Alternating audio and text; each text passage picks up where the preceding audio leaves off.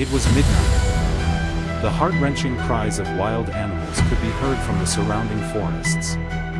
But at that very moment, something unexpected was happening in Fulwa village that no one could have ever imagined. As the clock's hand struck 12 o'clock, the stone placed on a grave in the village's old cemetery began to move from its place. In the blink of an eye, that grave burrowed into the ground like a tunnel, and the next moment, a terrifying-looking ghost army emerged from it and began moving towards the village. These ghosts, with rotting flesh and horrifying faces, emitting dreadful sounds, went to every house in the village, one by one. But the surprising thing was that all the houses were completely empty. Enraged and frantic, the ghost army was moving forward, wreaking havoc throughout the village. Then they spotted some animals tied up outside the house. Seeing their prey right before their eyes, the ghosts pounced on them. This bloody game continued throughout the village until 4 o'clock in the morning. And then, just before the Brahma Muhurta, auspicious pre-dawn period, they all vanished back into the same grave. The next morning, the animals left as food for the ghosts, and the blood-soaked bodies of the sick men and women were recovered from the village. Seeing them, chaos erupted throughout Fulwa. Fulwa was a tribal village. Only a handful of people lived there. Their contact with the outside world was extremely limited. Surrounded by dense forests on all sides, life for the people living there was as difficult as the village was beautiful.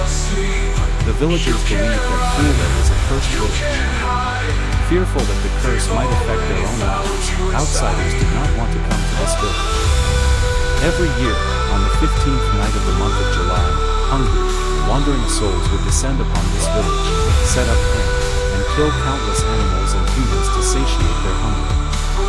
Fearful that the curse affecting this village might not spread to their own, people from other villages did not allow Fulwa's residents to live in their villages. People from Fulwa neither found work in outside villages, nor did anyone from other villages marry their sons or daughters into Fulwa. Years had passed, no wedding had taken place in the village. There was an ancient temple in this village where a priest, Baba, had been living for many years. Baba was blind, but with his closed eyes, he could see things that we cannot even see with our eyes wide open.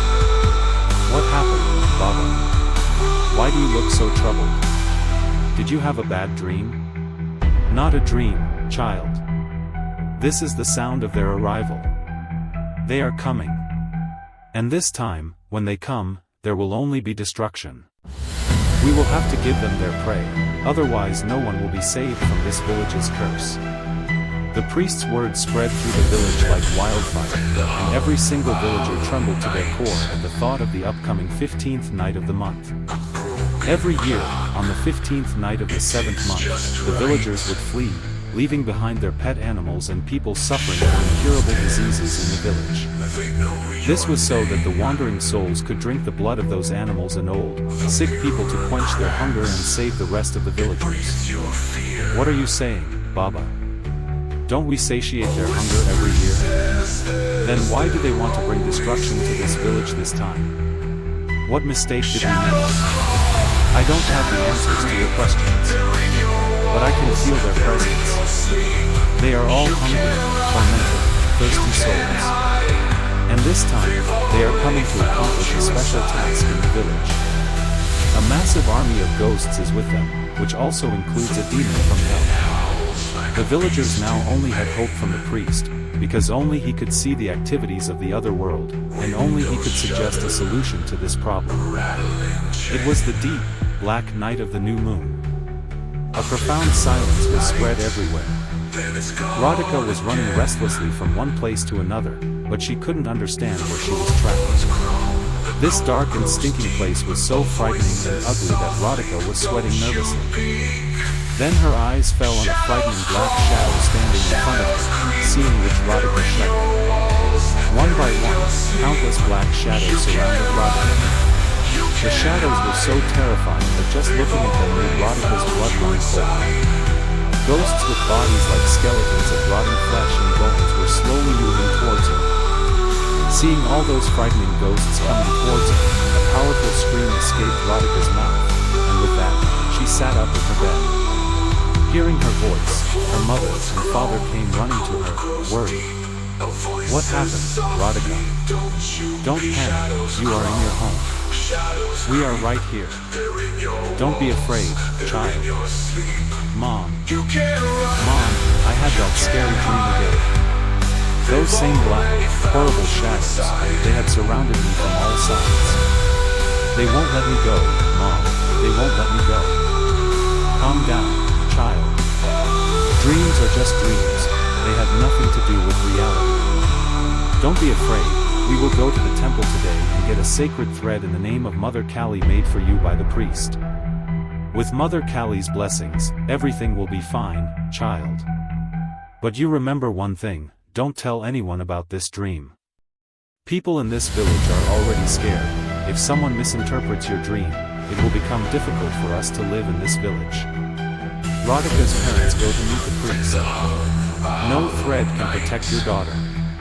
Still, if you feel that my thread can reduce Radhika's troubles, I will make the thread. She will have to face them. Your daughter's dream is not meaningless, it must have some special meaning. Radhika will have to find the meaning of her dreams. Closing your eyes won't make the danger go away. They are coming, and this time something big is going to happen. The month of July had begun, and with it, the dreams coming to Radhika started scaring her almost every day, which troubled her mother and father as well. Tomorrow is the night of the 14th of July, the very night when danger will loom over this village again. I think the souls are coming for a special prey this time, and it's none other than Radhika. That's why she keeps having these frightening dreams. Radhika must have some connection to this curse. She doesn't seem like an ordinary girl to me. For the safety of this village, we will have to sacrifice Radhika. What kind of talk is this? I won't let anything happen to my child. Look, we understand she is your daughter. Every father in this village understands your pain. But we cannot endanger the entire village for one Radhika. The ghost army I saw with my closed eyes is so large that if they really attack, even this temple probably won't be able to protect us. On the priest's advice, for the sake of the entire village, Radhika's parents steel their hearts, and on the 15th, after Radhika falls asleep, they leave her alone in the house and go to the priest's ancient temple with the rest of the villagers to save themselves from the ghost attack. Radhika was in a deep sleep, and then she had a dream. Where have I ended up? Why does this place feel somewhat familiar? This well and this peepal tree in the courtyard. Mom had told me that there is a peepal tree and an old well in the courtyard of our ancestral home. So am I in my ancestral home right now? Radhika was looking at the old, ruin-like house in amazement. The house was completely deserted. Looking around, Radhika slowly stepped inside the house. Upon entering, she saw some stairs leading down to a basement. Radhika descended the stairs and reached the basement.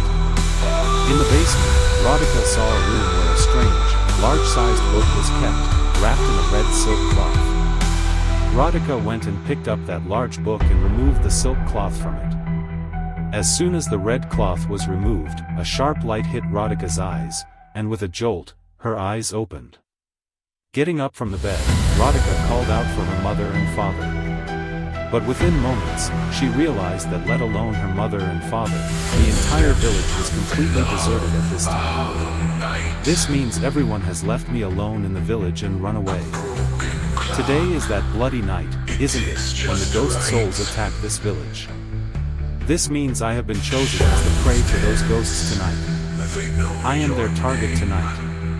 Just thinking about those horrible ghosts made Radhika's hands and feet go numb. Mom and Dad never even let me peek towards our ancestral home until today. I've only heard stories since childhood. But the dream I had today, I was in my ancestral home. The priest had said, my dreams are not meaningless, there must be some meaning behind them. To understand the meaning of this dream, I have to go to my ancestral home. I have to fight this battle alone. These dreams must mean something. I can't just give up like this. Radhika wiped her tears, stood up, and ran towards her ancestral home located in the deserted area of the village. Within moments, she was standing in front of her old, ruin-like house. Entering through the door, she saw the same well and peepal tree again that she had seen in her dream. Radhika knew what she had to do now. She ran towards the house's basement, and upon reaching there, as soon as her eyes fell on that book wrapped in red cloth, a strange gleam came into her eyes. Radhika opened the book. Just then, a sharp light from a torch hit her eyes from behind. Because of the sudden bright light in the darkly hitting her eyes, Radhika was startled. After a while, when her eyes normalized somewhat, she slowly opened her eyes and looked ahead. A 25-year-old young man was standing in front of her. "Who are you? And what are you doing here? Don't panic. My name is Vikas, and I have followed you here. You don't need to be afraid of me. I haven't come here to harm you. I am a paranormal investigator. I research ghosts, spirits, and supernatural powers. I have dealt with many types of energies so far. A few days ago, here, my child. This is holy water. What you are doing is very risky work. There is no power greater than God. Whenever you are in trouble, remember God, and seek help with this holy water. God bless you." "Thank you, Father. By the way, I wanted to ask you one thing. Have you heard about the tribal village Fulwa? That village is possessed. Don't even think about going there. That world is very different from yours, mine, all of our thoughts. No one can go to that village. Stay away from that village." The father's warning had made my mind even more restless. Now I had to know the truth of this village. That's why I came to your village a week ago itself. I've heard that every year on the 14th night of the 7th month, some ghost souls attack your village, and at that time, they take whoever they find in the village with them. Is this true? Who are you? What have you come here to do? You don't know who you are talking about. This is no joke. Get out of here. Anyone who comes to this village once becomes a part of all this. Once you enter this hell, you will never be able to get out again. Generations of ours have passed, but this village could not be freed from this curse. It is because of this curse that this village remains so backward to this day. Hey, get lost, boy. Otherwise, you will regret it a lot. Look, I am not afraid of all these things, rather, I am researching. Don't worry about me. Tell me in detail, what is the matter with all this finally? I told you, get out. Beware, if you even set foot in this village. There's only 1 week left. A very big disaster is going to strike this village on the night of next Friday. The priest says something very big is going to happen in the village this time. You are not a part of all this, don't get involved in it. Save your life and run away from here. The man from your village had tried his best to make me leave this village and run away. But I am not one to flee the battlefield. So on Friday night tonight, when all the villagers were fleeing the village, seizing the opportunity, I entered your village. I was roaming the village lanes confirming whether anyone was still left in the village or if the entire village had fled. Just then, I saw you running into this old ruin, and I followed you here. You tell me, when the entire village has fled leaving their homes, what are you doing here?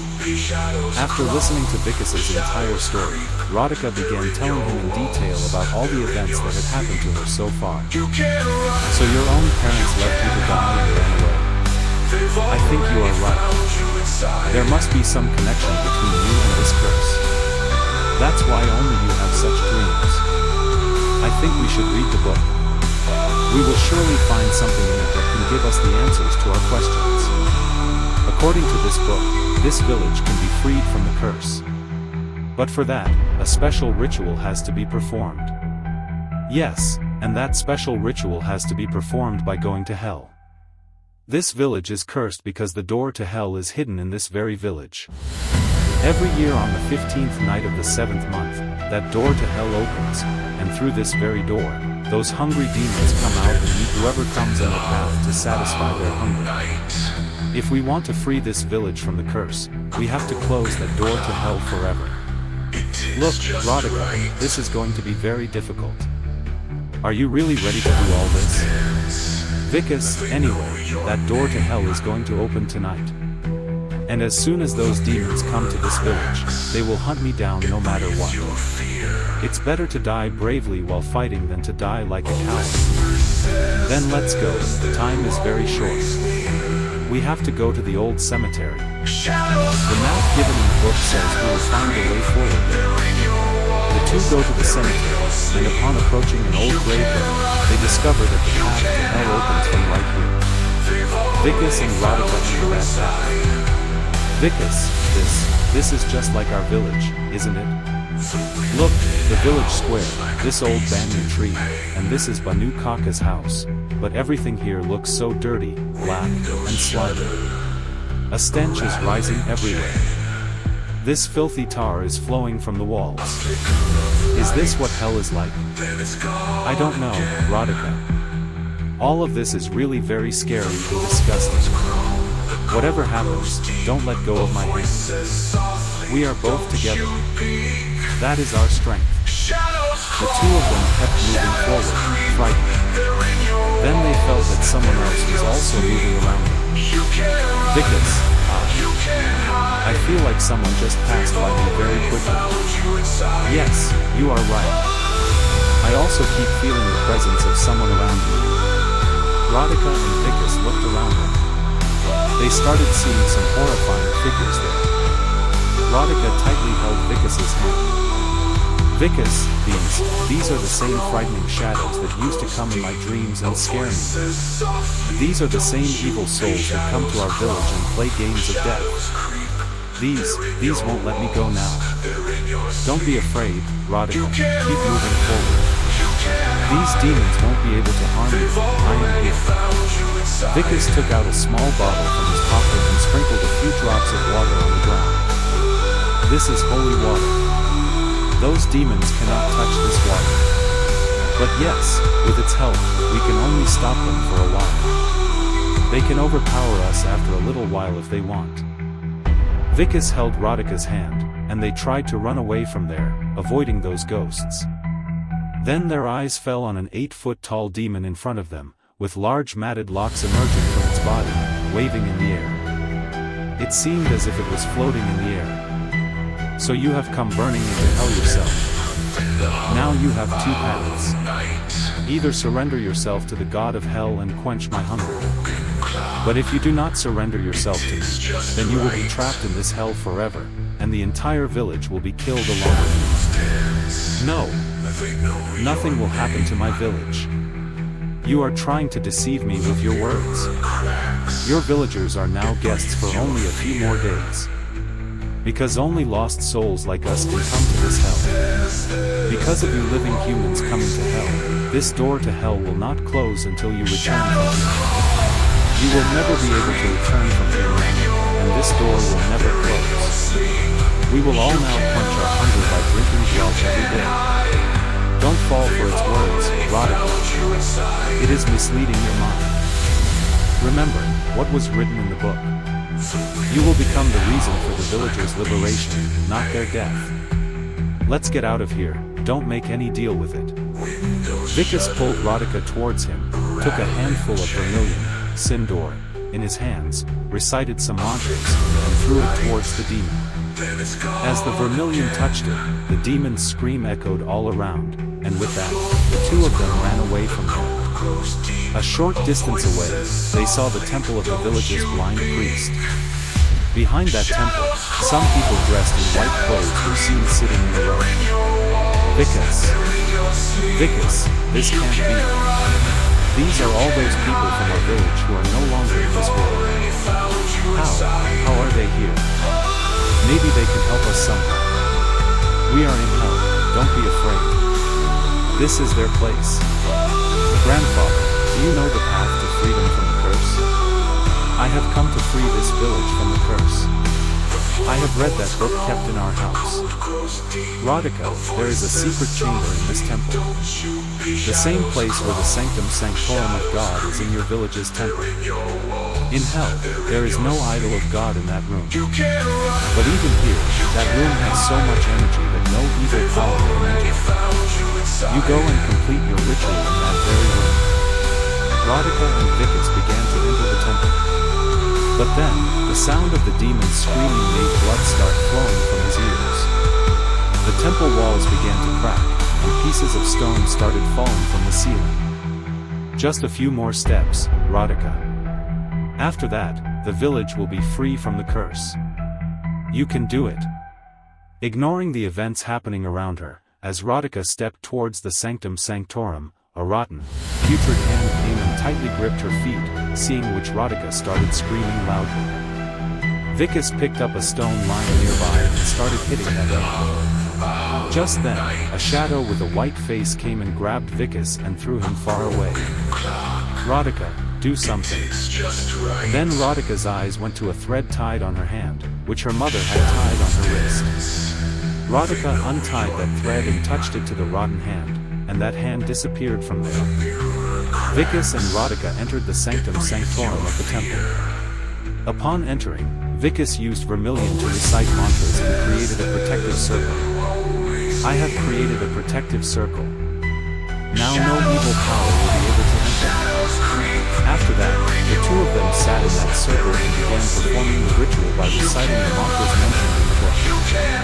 After a while, Radhika began to feel as if the ground was shaking.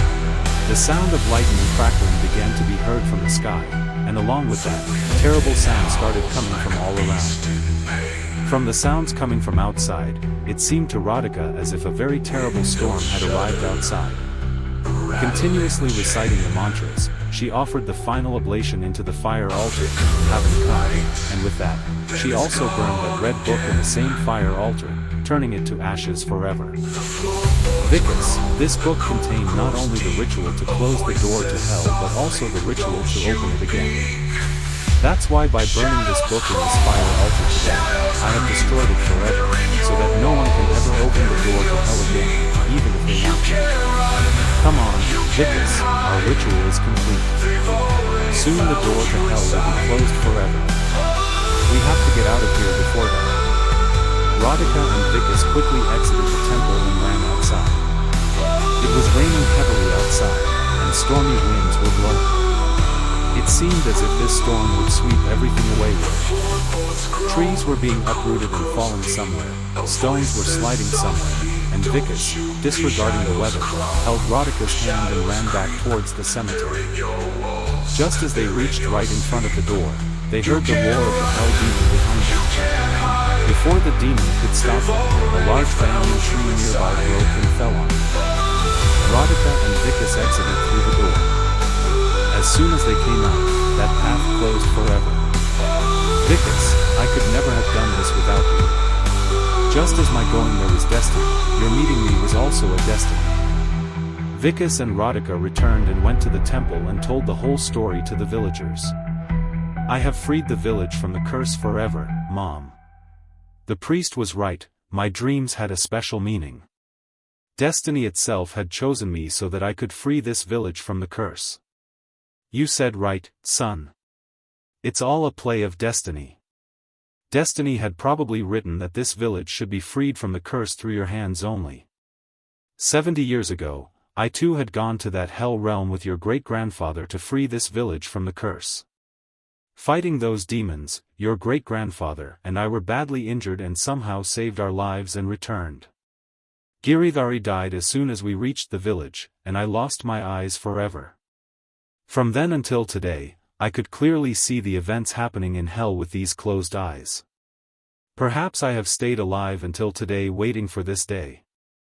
The village is free from the curse. Now I can die in peace.